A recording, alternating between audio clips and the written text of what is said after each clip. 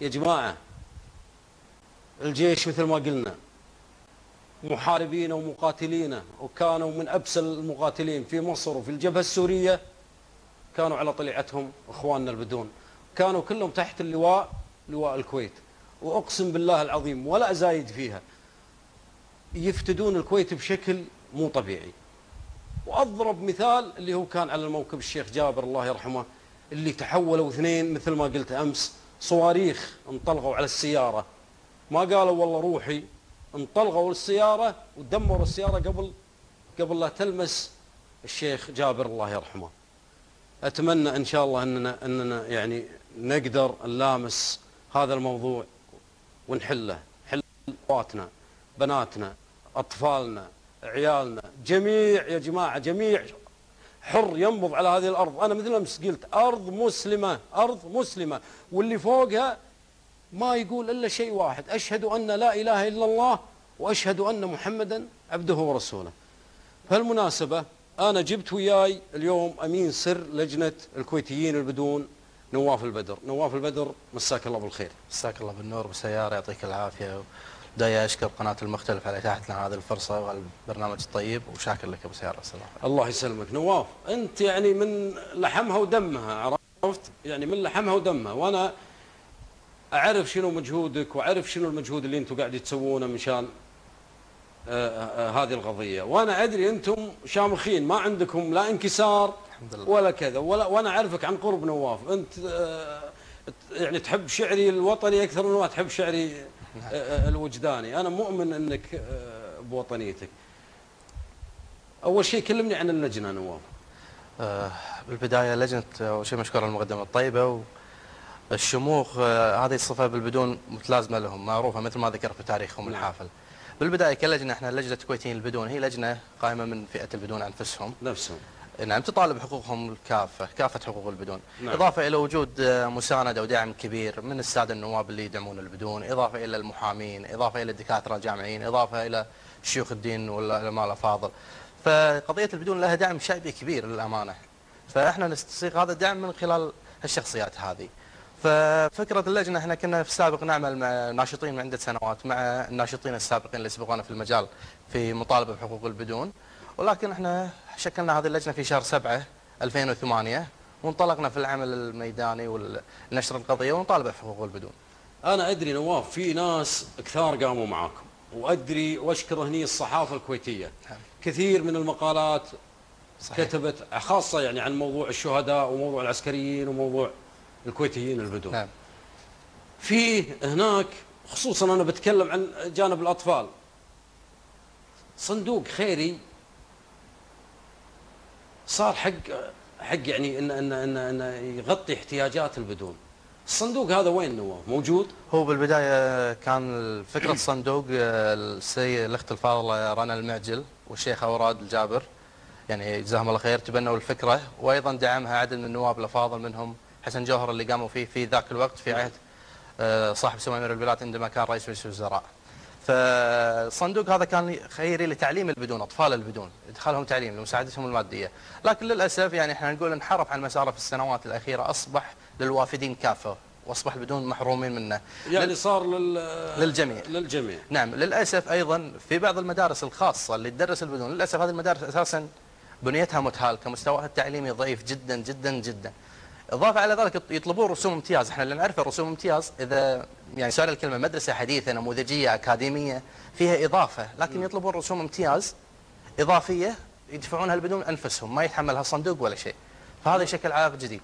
نعم. نعم. وحتى بعدين إذا تخرج من شيء يقعد بالبيت. بخصوص احنا تكلمنا الطلبة المراحل الدراسية، لكن الطلبة اللي يتخرجون بالثانوية ونسب عليا جدا بالتسعينات، يعني انت شوف نفسية الطالب البدون اولا، معاناته نفسية محطمة، يشوف ابوه او يشوف اللي قبله اللي ما حققوا اللي يبوا نسب ما توظفوا ولا عملوا، فنفسية محطمة، تخرجوا بنسب عليا جدا يعني مشرفة للأمانة، لكن للأسف لا في قبول. للأسف وزيرة التربية قالت انه راح نقبل 50 طالب بدون، لكن للأسف لم يتم قبولهم. عندنا كشف بأسماء الطلبة ال50 الأوائل البدون، لم يتم قبولهم في جامعة الكويت، إضافة إلى الجامعات الأخرى ممنوعين من دراسة وإكمال تعليمهم العالي. نعم. زين نواف، بس انا احب اللي قاعدين يرسلون يعني على الشات، انا اتمنى اني يعني احاول ان شاء الله اني اقرا يعني رسائلهم، وان شاء الله اني اوصل كل كلامهم. انا ادري انهم يكتبون يعني لقوا مساحه من هالامر هذا. نواف، بس عن دور جمعيات حقوق الانسان. حقوق الانسان هذه المنظمه العظيمه، عرفت؟ المنظمه الكبيره، شنو دورها؟ للجمعيات او الحقوق الانسان بشكل عام في اي دوله يعني تهز دول، تهز حكومات، تهز انظمه، تغير امور كثيره. للاسف احنا نتكلم على مستوى البلد. جمعيه الكويتيه لحقوق الانسان جمعيه امانه، يعني احنا نخجل نقول هالكلمه، طبعا فيها الكثير من الشرفاء اللي مساعدين للبدون امانه، لكن كاداره وكتنظيم وكجمعيه يجب ان تكون لها دور فاعل في ترسيخ مبادئ حقوق الانسان لدى المواطن الكويتي والمجتمع الكويتي ككل. نعم. والمطالبه والاستبسال في الدفاع عن حقوق الانسان لكافه المواطنين والمقيمين على هذه الارض دون استثناء. نعم. لكن نرى شيء مغاير، لا يوجد لهم دورز. يمكن الندوه اللي سوتها الشيخه اوراد اساسا لكن باسم جمعيه حقوق الانسان لا يقومون بدورهم، بالعكس تسمع تصريحات يعني تثير غضب البدون احيانا ضد البدون، وهي جمعيه حقوق الانسان امانه يعني بشكل عام هي جمعيه ديكوريه لا اكثر، او نسميهم جمعيات عائليه يعني توجه يعني. اي نعم. لكن جمعيات الحقوق الانسان العالميه امانه يعني هذه النقطه تثيرنا اذا تسمح لي ابو سيار. سمعه الكويت للاسف قاعد تسيء لها قضيه البدون. سمعه الكويت الحمد لله، الكويت سمعتها رائعه في العالم ومعروفه وسباقه وقدمت الكثير. مو انا قاعد اوصل البعض العالم الخارجي وياي، انت يعتقدكم يعني مقيدين، عرفت؟ انا قاعد اوصل ان يعني اخواننا موجودين ويانا وماخذين حريتهم بالتعبير وبهالامر هذا. نواف، انا ابي اخلي شوي جانب الحقوق وجانب كذا. ابي التيارات الاسلاميه، تيارات انطلقت مستمده من قول الله عز وجل والرسول عليه الصلاة والسلام. ابي دور التيارات الاسلاميه، شنو دورها للانسان مو البدون اللي يشهد بان لا اله الا الله.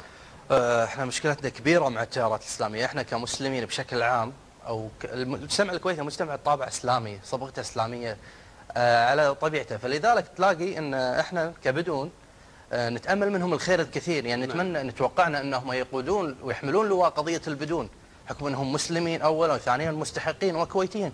نجد للاسف يعني احنا عندنا تيارين لازم نفرق. التجمع السلفي كتجمع قائم للاسف حصلنا على وعود ايجابيه منهم في الانتخابات، لكن من رفضوا التوقيع على حقوق المدنيه للبدون. لكن طبعا التجمع السلفي يمثل نفسه، لكن هناك الكثير من السلف هم يدعمون البدون. نعم. ومع البدون ويساندونهم كثير، انا ما احب اذكر اسامي لكن الكثر. وانا اتمنى يعني برنامج المرشح الاسلامي وياي انت، الكويتيين البدون على راس جدوله وياي انت، هذا اللي يطلع المجلس. نواف، اباخذ اتصال من اللواء المتقاعد يوسف عبيد الهذال. هذا الرجل كرس كل حياته في العسكريه وعايشهم، عايش الاخوان الكويتيين والبدون العسكريين اكثر مني واكثر من الجميع. الو، مساك الله بالخير لواء يوسف. هلا وسهلا يا ابوي، كيف حالك؟ يا مرحبا، الله يسلمك يخليك.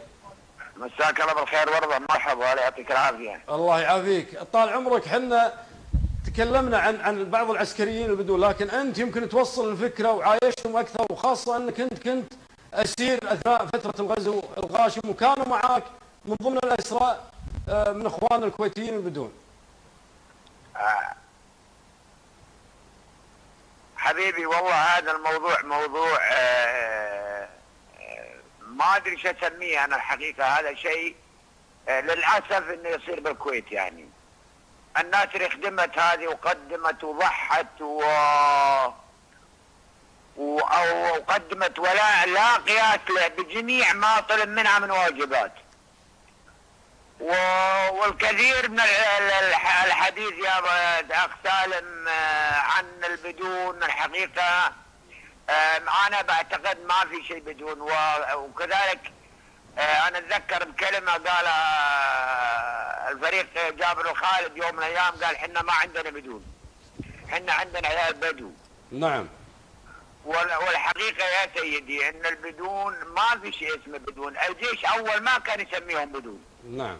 ولا كان يسميهم مقيم بصوره غير قانونيه. يا هل ترى مقيم بصوره غير قانونيه هو عسكري على الحدود؟